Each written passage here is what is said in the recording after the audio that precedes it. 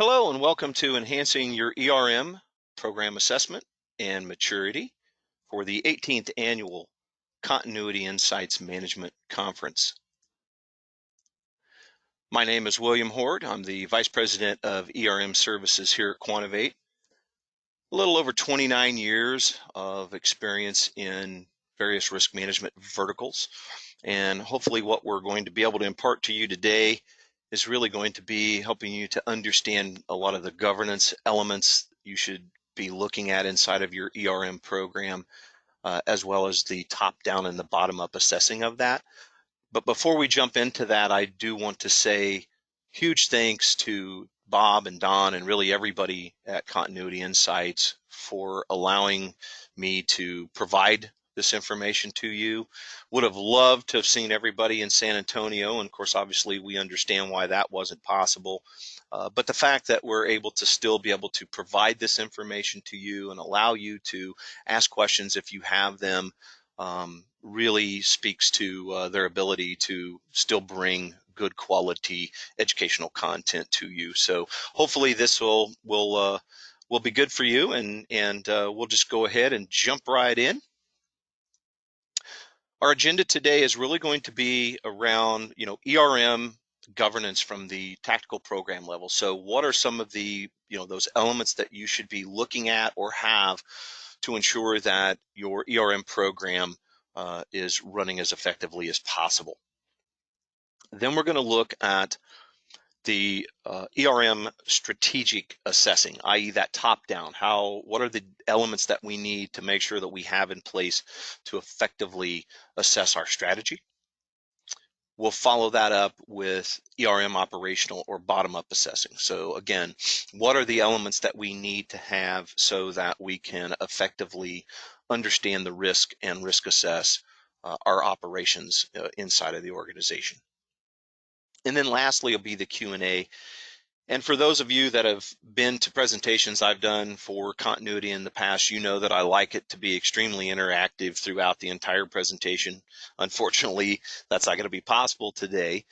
So what I did do and will do at the end, I'm going to have my contact information up on the screen. And I kind of went back and thought about a handful of what are some of the most common questions that I get from my own clients, related to these topics, and I'm going to throw those out and kind of provide some answers to those that maybe they're questions that you had specifically, or maybe there will be something that maybe give you some thought, and then certainly my information will be there so that if that isn't your question, or you want to have an additional question or clarification, you'll be able to contact me and I'll be more than happy to answer those questions. So let's go ahead and let's just jump right in. And we're going to start off right there again, like I said, at the ERM governance or the tactical program level. And the first place is departmental business objectives and goals for your ERM program. And you need to have objectives of what you want to achieve this year inside of your organization as it relates to what your department is doing, as well as goals. What are you aspiring to? And I liken this to, if you think about most of our employees, we have employees, they have a job description, i.e. the business objectives of what we are wanting them to achieve in their role. And then we generally have some sort of goals that we would like for them to, to try to achieve and aspire to help them improve. And it's no different with your ERM department. It's no different than any other risk program that you have. It doesn't make a difference whether it's an ERM program, vendor management, business continuity, bonding and insurance, compliance, whatever, right? Each of those programs should have a set of business objectives and goals. And it's not just for the current year, but it also should be, well, that near future, what are we anticipating next year to look like? Where are we going with this program? Because they certainly, from an enterprise perspective, your enterprise is changing. Maybe it's not changing daily, but it certainly does change. And is your program keeping up with that change? And then ultimately, what is our 3 to 5 year vision for this program? because sometimes you can't eat the elephant all in one bite. And so what do we anticipate our ERM department, i.e. program, to look like in 3 to 5 years? Where are we aspiring to? Because having this level of information not only helps to properly set expectations inside of your organization, but it also potentially helps to set expectations for the fact that you may actually need or require additional resources down the line, i.e. some sort of budgetary consideration. And maybe that's in that 3 to 5 year, because you know that you can't break that off, right now. But it also helps you to at least have a plan for where are you going to take your program today and into the future so that you can continue to mature. Because with any risk management program, maturation is key to success. So let's kind of talk about departmental structure. And the first place is understanding those risk verticals, kind of what I was just talking about. Looking at your organization as a whole and understanding where are my risk verticals? Where are those silos of risk information? i.e., for example, vendor management may not report directly into ERM. Maybe vendor management reports into legal and compliance. Business continuity might report into IT instead of operations or to ERM or whatever the case may be. But understanding and looking at your enterprise to understand where your risk verticals are at is critical, because you are going to or should be understanding where is the tangent of data between those particular risk verticals. What information does ERM acquire through ERM assessing that would be valuable to BC or VM or compliance or vice versa, right? Because there are tangents of data across all of those risk verticals, and so understanding and mapping that will help you to be much more successful in your overall enterprise governance. Next up is really ERM autonomy. And this is a big one, because a lot of times ERM or the risk management program may report into the chief risk officer or a CFO or chief administration officer, something along those lines, who ultimately reports to the CEO, who reports to the board. The question becomes is that ERM is being asked to assess areas under the purview of those individuals that they report to. And so it really helps if there is an understanding of autonomy, i.e. nothing is off limits. You can't ask the risk management team to help you to uncover risk, monitor that risk, report that risk, if they don't have a seat at the table, if they don't have access to that information. And we typically see that a lot of times, not so much, operationally. We've got a lot of autonomy to just, to go into any department and assess those processes. Where we generally see this is in a lot of cases initially is on that top-down assessing, that strategic piece. It is equally important to have the autonomy there. And how do you achieve that autonomy? You achieve that autonomy a lot of times by dotted line reporting. And what I really mean by that is I mean, we're talking about, does the ERM department, i.e. program, do they have a dotted line to, supervisory committee, an audit committee, to a board level ERM risk committee, or to the board, depending on how your organization is structured. But there is sort of dotted line for that program, so that there is immediately that autonomy if necessary. I kind of look at it as it's a relief valve, if you will. I mean, generally, it's not something that you're going to have to use, but administratively and understanding as an organization that exists is a best practice for ensuring that there is ERM autonomy. Okay, let's talk ERM policy and risk appetite statement. When you look at that, both should be reviewed no less than annually and should be approved by your board no less than annually. Sometimes initially depending on your structure, policies and risk appetites may be approved at the ERM committee level or at an executive level, depending on what your makeup is before they ultimately go up to the board, which is fine. But at the end of the day, policy and risk appetite should be approved no less than annually by the board because that is the highest level form of governance for the organization, which permeates all the way down through the institution. Certainly, substantial changes in risk appetite is another area that if you are making substantial changes in your risk appetite, you better be making sure that your policies are in alignment with that.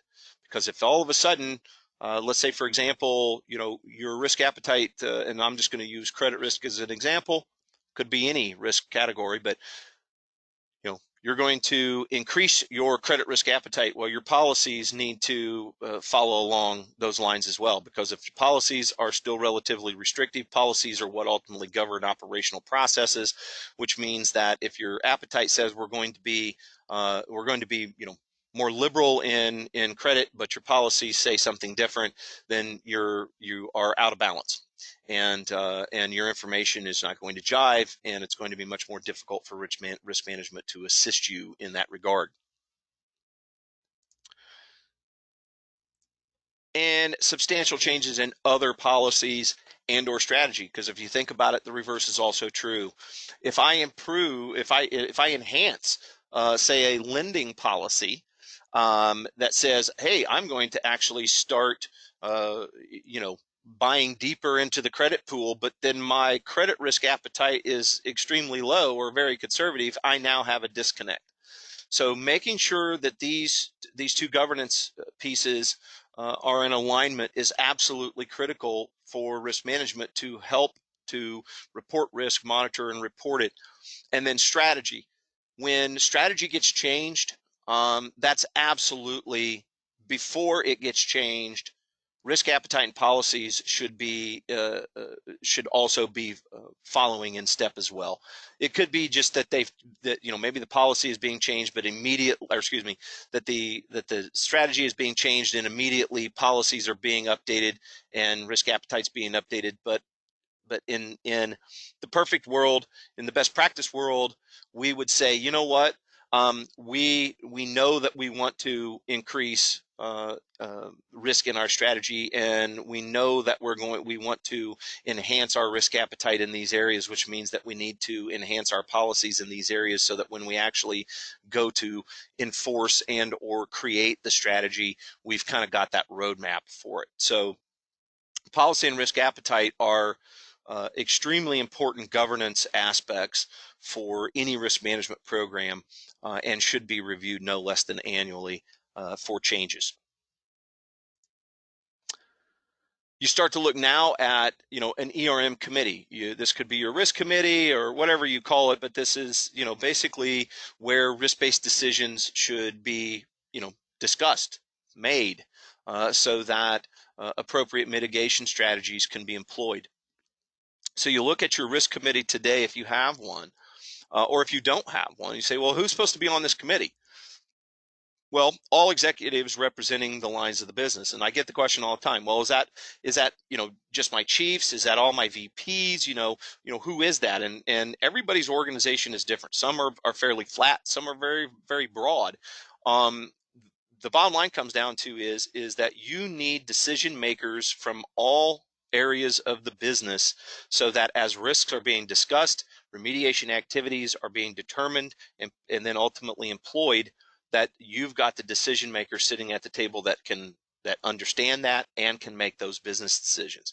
So if there's risk discussions around lending, or there's risk discussions around IT, and those individuals aren't sitting at the table on this committee, it's very difficult to try to go back and bring people up to speed.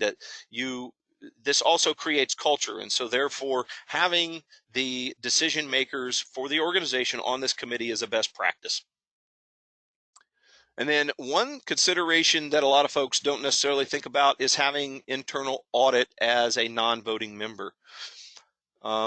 Internal audit is just the other side of the coin for ERM.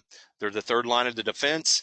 They are not a voting member because it pierces the veil for them, but they absolutely should be part. If you have an internal auditor and or internal audit team, having somebody from internal audit in the committee helps not only from a consultative perspective, but it also assists them in understanding the decisions that are being made at the management level, which then assists them ultimately in the auditing of the business. Now, any good committee should have a charter.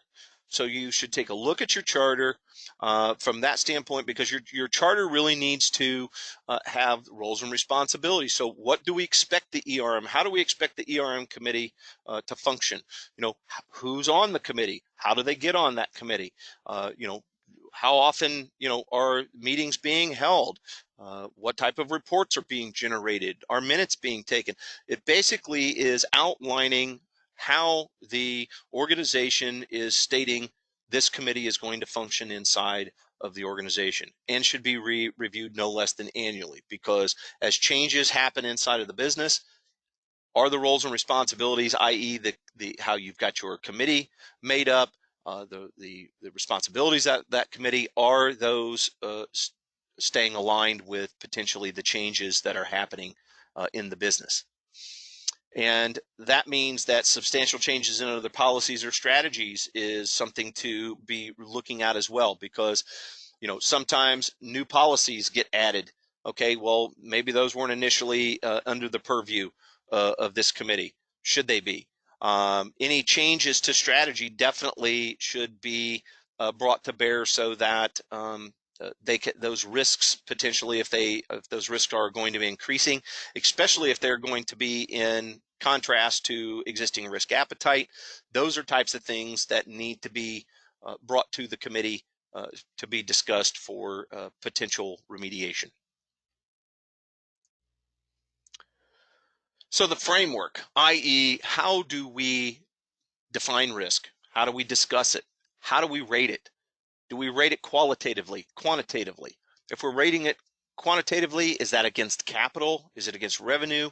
You know, how is that structured? But you have to have a consistent framework so that no matter where you're talking about or rating risk, whether that's at the strategic level, whether that's at the operational level, so the bottom up, the top down, you have a consistent framework so that you always can compare apples to apples. The way you start off with that is the risk categories and your definitions. And so, you know, most regulatory bodies have a recommendation for risk categories, but at the end of the day, it's risk categories that would be primarily the specific types of risks for your organization, the line of business that you're in. So, for example, some of the commonalities, regardless of your type of business, would be compliance risk, concentration risk, transactional fraud risk, you know, strategic risk, liquidity risk, things of those nature. So when you think about it, definition is absolutely critical, because if I just looked at you and said, hey, let's talk about compliance risk in this strategy, or let's talk about compliance risk in this business process operationally, you know, first thing people think of is, oh, laws and regulations. And most likely that would be true. But maybe your definition also is to include your own internal policies and procedures that govern compliance risk. And so it would in effect expand the scope of your compliance risk. So understanding, defining specific risk categories and definitions is absolutely critical to the starting of that foundation of your risk assessing. From there, you're going to fold in you want to achieve your inherent risk rating, i.e. likelihood of risk occurring times the impact. Now again, whether that is qualitative or quantitative or both, there needs to be, you know, that probability, that likelihood of risk occurring. And how is that stratified? Is it a 5-point scale, 6-point scale? You know, what is it? And then impact ratings. And again, how's that? Is that a 5-point scale, a 6-point scale, a 10-point scale, right?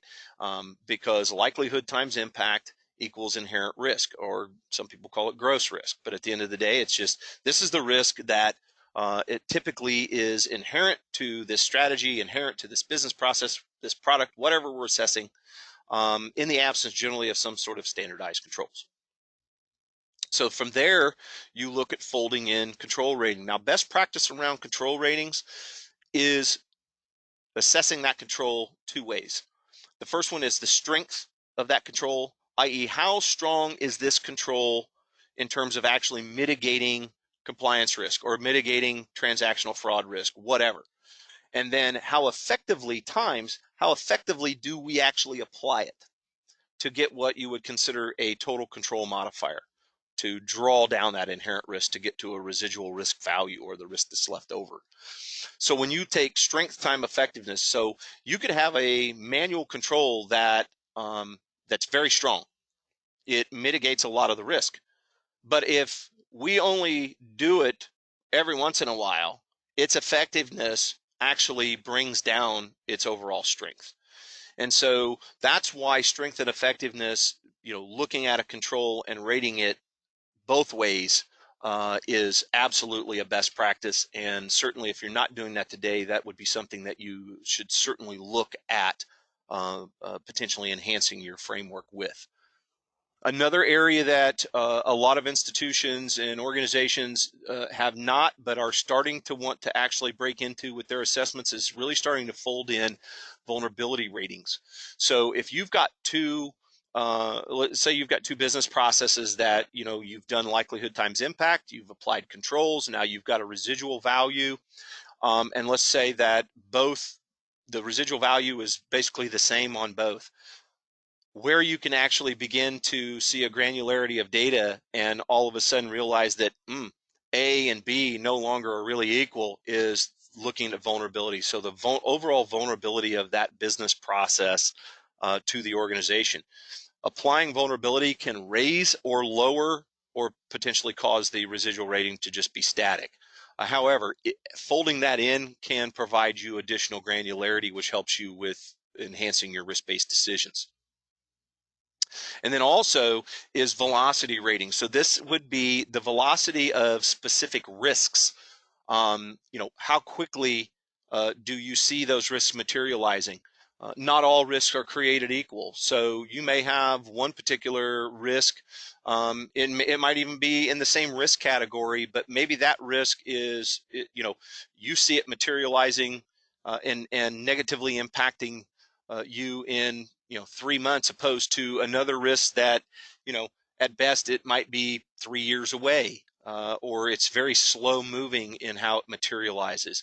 So again, that granularity of data can help you to actually then make better risk-based decisions, because now where two processes looked relatively the same, depending on how vulnerability and or velocity are actually applied at the risk assessment level, can certainly change the outcome of the residual risk. And that really means that you're coming down to a final residual risk rating metrics to say, okay, well, now that we've got this singular value, we got the inherent risk against all our risk categories, we applied controls, we drew that down, we did vulnerability, we did velocity. Now we've got one value, whether that's a qualitative value or a quantitative value. What does that mean? What's the context? And so, is that end result, is it low? Is it high? Is it critical? Is it not? What is it, right? So you're creating a matrix of what that end result, where it fits in the overall scheme for the business. And then when you're looking at that framework, is really kind of reviewing it no less than annually. Now, generally, you're not going to be making huge changes in this framework. However, what you might find is because maybe new strategy that's being employed, maybe there's an entirely new risk category that wasn't being considered before that you may want to be adding. Or maybe you may be going back to business goals and objectives and saying, hey, you know what? Last year, we didn't, when we reassessed, business processes, we didn't do vulnerability or velocity rating. And so the goals for next year or the goals for this year are, we're actually, when we reassess, we're going to be, folding in these types of additional ratings to provide additional granularity in our data. So again, just simply looking at it and just making sure is that, does it still meet the expectations? Is it still providing you with the appropriate level of information to make really, risk-based decisions? Very good risk-based decisions. Okay. And then ultimately, right, you got this information. Well, you got to report it. So when you're looking at ERM reporting, the first thing is well, who gets this information? Um, you know, the board obviously has to get information. Your ERM committee or a risk committee, or potentially even other committees. Departmentally, what do the departments need? And then ultimately is the what. Well, because what the board is getting in a report or in a dashboard may be totally different than, or certainly, different than what your committee is getting. The board is probably going to get a much higher level condensed version, whereas your committee is going to be getting a lot more detail because they need a lot more of that detail to actually make risk-based decisions. The results of those decisions, being reported up to the board. So it becomes, who? Well, it's the board. What? Right? And then really, when? So how often is this information being reported? Is the board only getting information quarterly?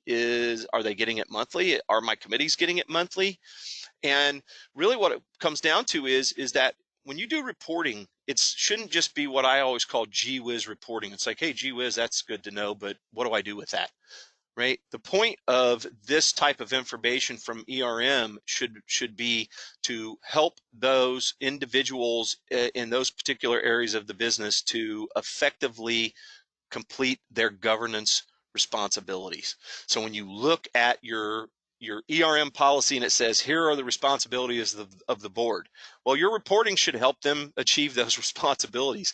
You look at your ERM committee charter, here are their responsibilities. Well, your reporting should provide them with information to be able to effectively do their job. And so that's really where you want to try to figure out, who and what are they going to actually get? And then reviewing it really kind of no less than annually. You should really be taking a look every year and really kind of polling your committee and or your board and saying, are you getting, if I were to give you this additional information, would that assist? Would that not be any good? I mean, there just has to be some sort of conversation there. But reporting, you acquire all of this data and then you just kind of regurgitate it all out, and then you're relying on them to have to decipher out through all of it to figure out what they need to actually make a risk-based decision is really not helping anybody. Program education. Education with anything is the key. And it goes back to when you look at it is, well, who? Well, who is getting education? Well, existing teams. And by the existing teams, what I'm talking about there is I'm really talking about, the board. What does the existing board need from a continuing education perspective? What do the executives need? What do my committees need? What do my department heads, my subject matter experts, what do they need from an educational perspective? And then one thing to consider, and this is where a lot of times I see a deficiency in ERM programs, is the onboarding of new board and or management folks. Most places have good onboarding for the typical responsibilities that those individuals have depending on their role in the organization. But my question comes down to is, you get a brand new board member, how are you bringing them up to speed very quickly on your framework, on your ERM policy, on your charter, on risk appetite? I mean, all of the information, because they're going to start seeing information in reporting that they're going to have to start actually digesting to ask the proper questions to ensure that they're meeting governance requirements. How do you bring them up to speed? Management folks sitting on committees, management folks that have to, that are overseeing all the lines of business, which means that you're doing operational business processes. How do you ensure that they have that information? And then really it's the what. Well, what kind of education do they get? And at the end of the day, it needs to be your ERM process. This is how we do it, right? So when you look at it and you say, this is how we assess strategically, the top down, this is what we do. How do you play a role in that? Or you're a department head. So here's how we do the ERM process for operational risk assessing, of which your department is part of and your business processes are part of. Here's how you play that role, right? So again, it's based upon your audience. And the how, well, how do you impart wisdom? How do you impart the knowledge around your ERM process? And the first place I always would do is inside of committee meetings. I mean, committee meetings, a lot of discussion has happened, decisions are making, and so in effect, there's a lot of training going on. And sometimes I might actually take 15 minutes of the agenda, depending on what the agenda was for that month, to actually do some form of education, structured education. Certainly departmental meetings. If you kind of think about it, departmentally, you've got your subject matter experts at the business process level. They're having departmental meetings. If you can get FaceTime with them to do a 10, 15-minute presentation to help even all of the folks in that department to understand how their department plays a role in risk management, it's critical, because ultimately, a lot of those folks that aren't sitting as subject matter experts in your business process assessments, well, tomorrow they may be, because they might have just gotten promoted. So it also helps to promote the culture. One of the places that I always loved doing was all staff meetings. My former institution used to have quarterly all staff meetings, and I always tried to get about 10 minutes in the all staff to at least talk at a very high level about risk management. And because a lot of times frontline staff struggle a lot of times to even see, well, how is that? How do I fit in? That's not my job, right? Because I always would ask, show of hands, who here in the room is responsible for risk management? You'd be amazed how many people didn't raise their hand. Every single person in that room should be raising their hand. And then lastly, the risk assessment. So no matter whether you're doing a strategic risk assessment or you're doing an operational risk assessment, the simple fact of walking through and having the discussion and having a methodology and a process that you walk people through helps to educate them. It helps to cause them to think differently about risk, and it also helps to create that culture, because over time what will happen is that thought process will be instilled, and without you even having to do anything, as they begin to look at their strategy, as they begin to look at potential changes to processes, they actually start thinking about that ERM process, and that's ultimately what you want to get. Education is the key to success for any risk management program, period, and it's not a one and done.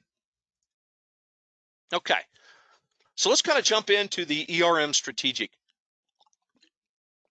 Excuse me. And what I'm talking about there is really the top-down assessing, looking at the strategy, where we want to go, understanding the risks that are inherent to that strategy and how those actually impact our business. So let's kind of look at the things that you need to make sure that you have so that you can effectively do this. Well, the first thing that you're going to be doing, you've got to be looking at, is subject matter experts. I always used to joke, but I was totally serious. Regardless of what I was assessing, I was just say, if I'm the smartest guy in the room, we're all in trouble. I'm not the subject matter expert. What I'm there to do is I am there for transference of knowledge. I am there to ensure that the methodology or the process for risk assessing is being followed, so that we create consistency, and that the information that's flowing out of it can actually be utilized for a risk-based decision. But I am not the subject matter expert for the strategy you develop. I'm not the subject matter expert for your business process, right?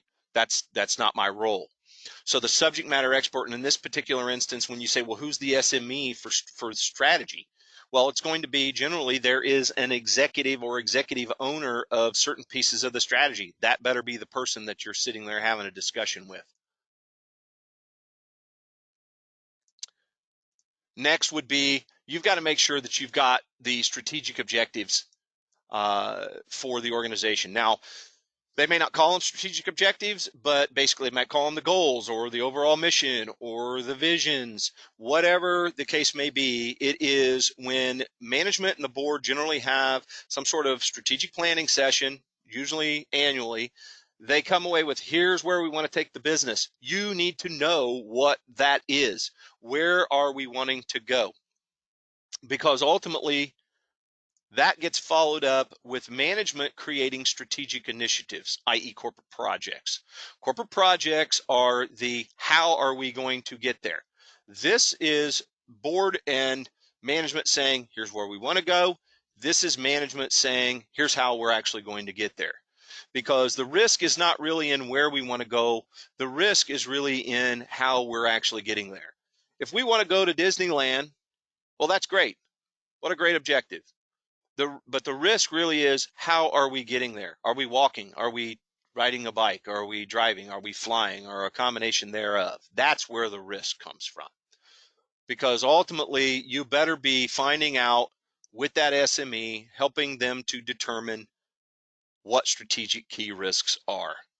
Now, there are a myriad of risks in any strategy. We are not talking about the millions of risks, right? We're talking about a key risk, and really the best process definition for key risk would be a risk that if it manifests, it inhibits your ability to achieve your objectives, or it just kills them altogether. That's a key risk, right? So understanding and developing key risks around the strategy is vital to risk assessing your strategy. But equally, what you need to be doing is potentially looking at strategic key opportunities, asking the question, are there any things out there that inherently to this strategy that if they materialized, you would want to know about, because they would help us to achieve our objectives quicker. They would help us to achieve our objectives, cheaper, whatever the case may be. They would enhance the objective even further, right? Just having that that conversation is vital, because from there, if you do not develop key risks and understand what the key risks are to your strategy, you can't develop key risk indicators, which are forward looking, right? Because what you want to be able to do is by developing a KRI, you are able then to monitor that risk and then report and have a discussion with your committee that, you know what, that risk that we outlined, okay, it's not here today, but the needle's moving in the wrong direction. What should we be doing about it? Is there anything we can do about it? Can we avoid it? Can we ensure it? Can we put some sort of mitigation strategy in place to minimize its impact? Whatever, right? Instead of just waiting for it to be sitting on your doorstep and then trying to make decisions around it. Because when we do that, we inherently make bad business decisions, or certainly not as informed business decisions, and we generally deploy a lot more capital than we should to try to mitigate it. And then ultimately, you've got KPIs, which is the history, right? It's how we've ran the race. Most organizations have a bevy of KPIs, and you need to, right? But they aren't KRIs. But KPIs are absolutely valuable because, for example, you may have a whole set of KRIs to your strategy, and none of them are actually none of them are materializing. But you look at your performance metrics and you see that you are behind on where you want to be in terms of achieving your overall objective. That's important to know, because why? The question becomes, why are we behind? Okay, well, there could be a myriad of reasons. Some of those may actually be key risks that you didn't think about in the beginning, or some could just simply be, maybe we lost resources, or whatever. But you still need to have effective KPIs. And that also, when you're looking at the strategy, when you're assessing strategy, it needs to be compared to your board approved risk appetite. And this is the reason why I was saying earlier that your risk appetite needs to be approved before the strategy is actually created, right? Because you should be looking at risk appetite and saying, wow, you've created this strategy for how you're going to actually get results. You realize that that's probably going to be in direct contrast with the risk appetite for compliance, or the risk appetite for credit risk, or whatever, right? This is a logic check against the creation of, and this helps you to really to logic check that initiative before you get so far down the road that you've implemented this strategy and now all of a sudden it is impacting your real risk appetite and everybody starts asking why. Well, again, we're now behind the curve and instead of front of the curve. And then lastly is what if analysis or change management.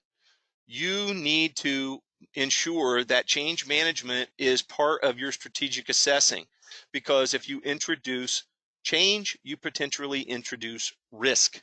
And so therefore, if you're going to make changes to the objectives, guaranteed that means that the way we're going to implement, you know, the results probably will change, or it's going to have some sort of risk impact. Maybe it might even lower it, might raise it. But understanding that, the way you understand that is through what if, i.e., change management. And so these are the components that you need to have in place to effectively do top-down assessing. Very difficult to do it if you're missing really one of these components. Not saying it can't be done, just saying that the output of your data is probably going to be less than optimal. You won't be making as good of risk-based decisions around your strategy.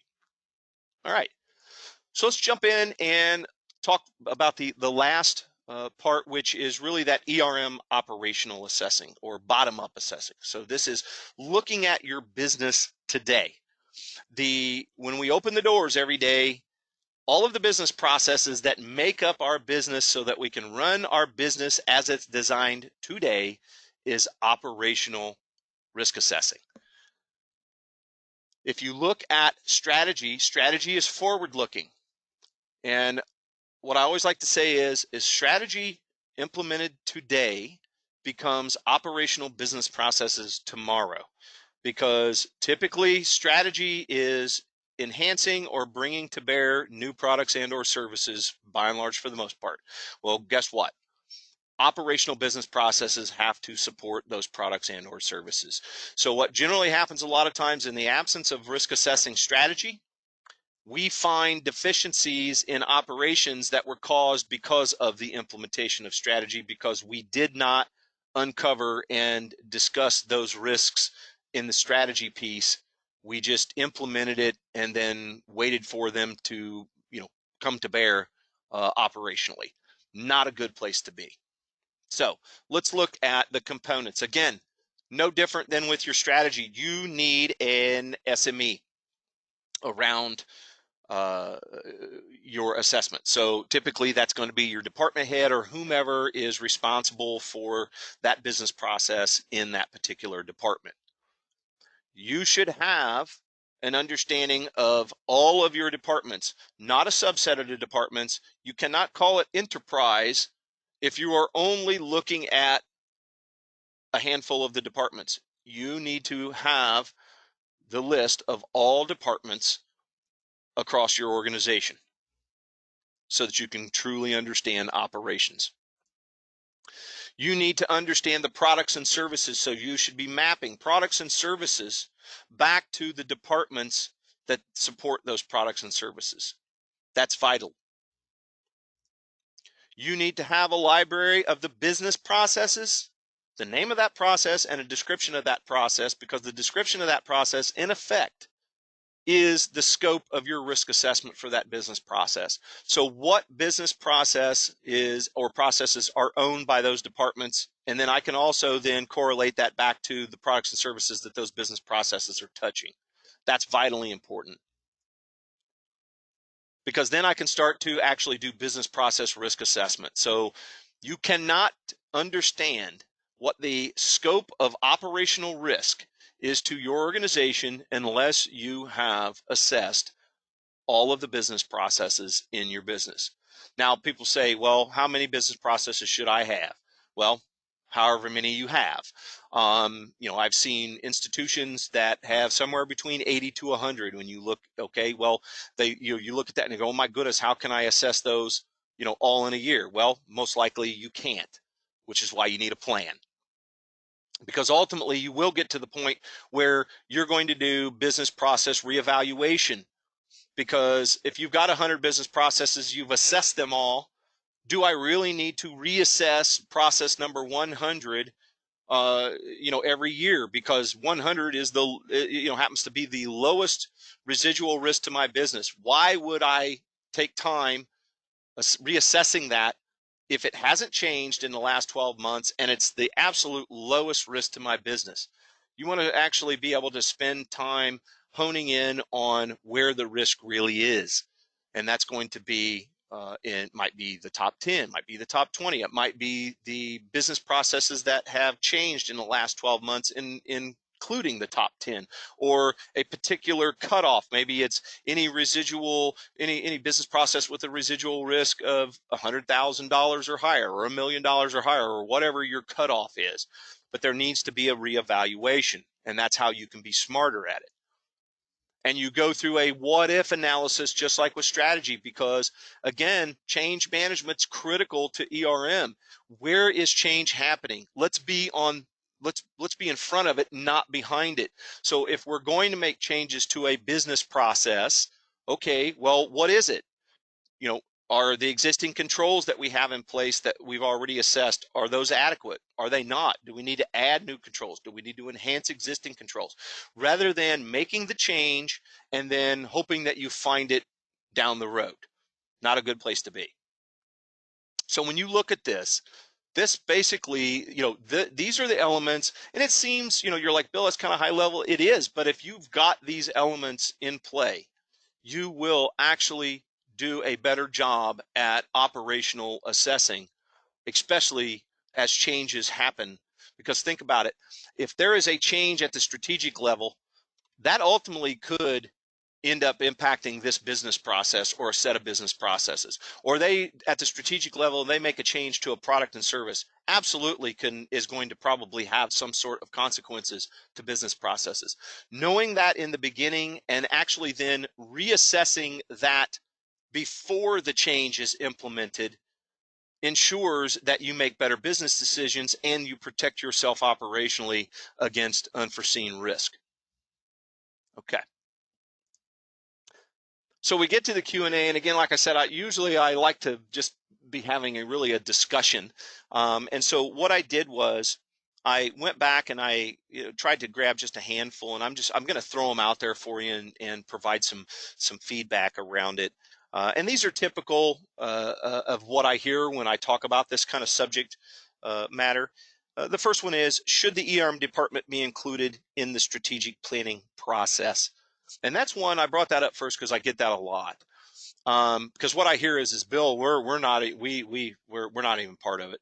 And I say, well, you're not part of what? And they're like, well, we're not part of the planning process. And I'm like, okay, but what part of the planning process? Because if you go back and think, do you as ERM, do you need to be sitting at the table when board and or senior management are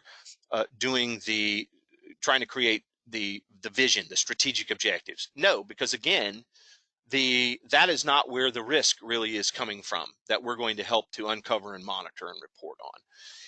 But if you're not part of the discussion when the strategic plans, the strategic initiatives, corporate projects are being developed, you absolutely should be. That's where you need to be part of the process to help, because again, what it boils down to is you can actually, as part of that process, help to potentially uncover risks, key risks, right? And sometimes I've actually been in the planning process where we got and talked about key risks, and some of those key risks were so large that in the absence of having that discussion, though that project would have moved forward. Well, to be able to effectively mitigate those key risks was going to actually inflate the budget, because we were going to have to spend more money to ensure that that piece of strategy could be implemented safely and within appetite, that they looked at and said, from a budgetary standpoint, no, we're not going to do that project. Now, that is not the ultimate aim of ERM, but that could be the outcome. And so you need to be in the strategic initiative phase of the planning process, not necessarily the objective phase. Hopefully that makes sense. The next one, what are your thoughts about combining risk appetite statement and our policy into one document?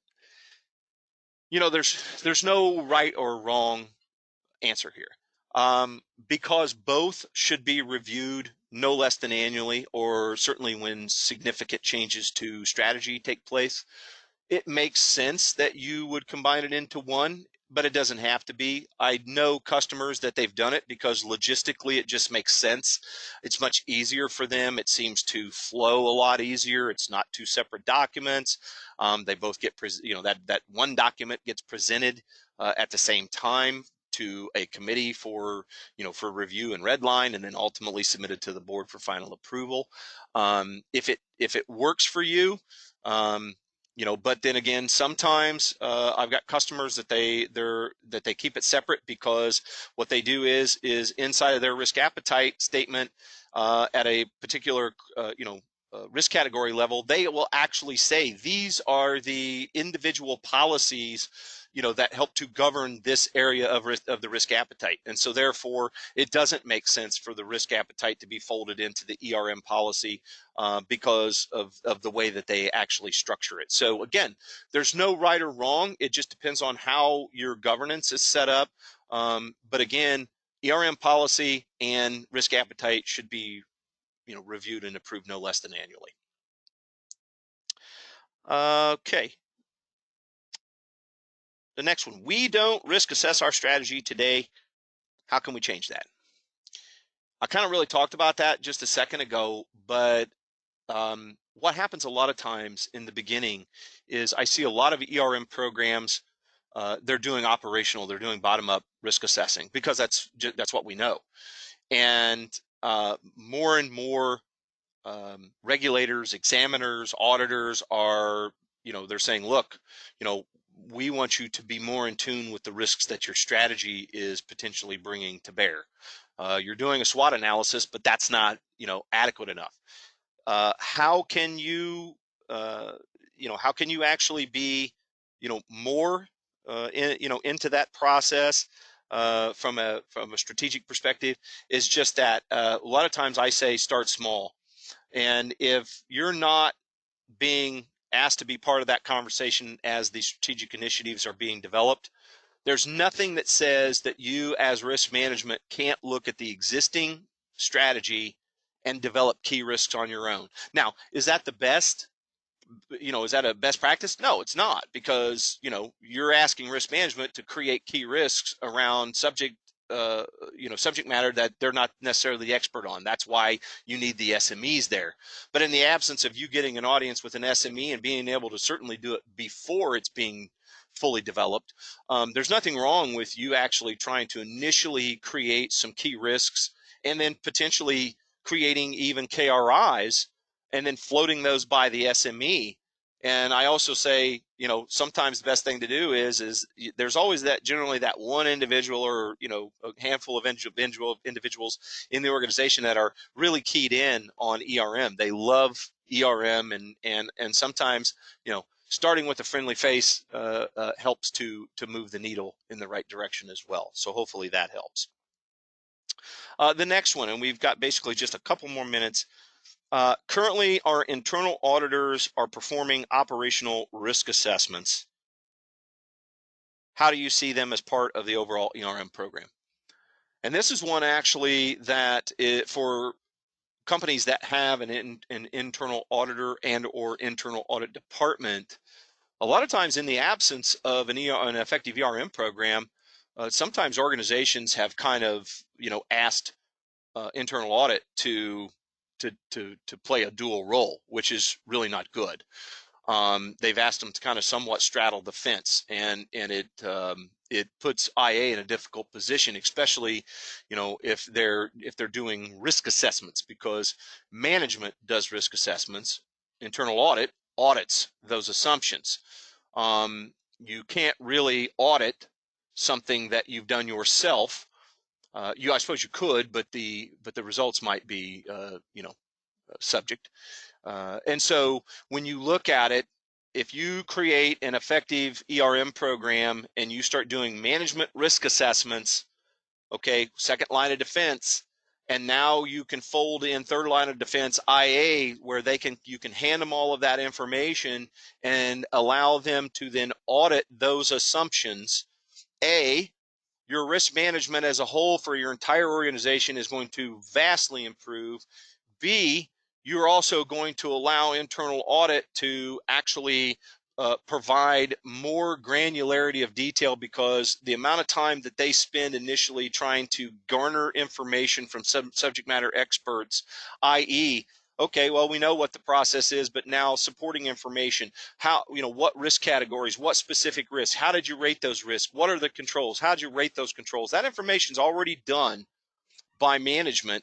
And so therefore it allows internal audit to focus more on really auditing management's assumptions and either agreeing and or potentially, having a finding. So for example, all of this information is being provided to internal audit, and maybe the audit report looks like, well, we looked at this business process and, management provided, these particular risk categories with risks and how they rated it, and we agree with that. We didn't find any additional risks. Management provided 30 controls. We couldn't audit all 30 controls, but we audited the top 5 controls that have that were the strongest and most effective. We agree that 4 of the 5 we agree with how management rated them, but the 5th one, when we audited it, at best it was being done 2 times out of 10 or whatever. And so typically you're now going to have a finding with a recommendation. That is truly how internal audit plays that role with ERM. On top of, like I had mentioned before, being a non-voting member at the committee level. And so really with that, I know that was just a handful, and but I do welcome, my information's up on the screen, so if you do have any questions, you need some additional clarification, I'm more than happy to respond to you. Just shoot me an email. Again, thanks to Bob and Don and everybody at Continuity Insights. I hope you guys stay safe, have a great day, and hopefully I'll see you at a future conference. Thanks again.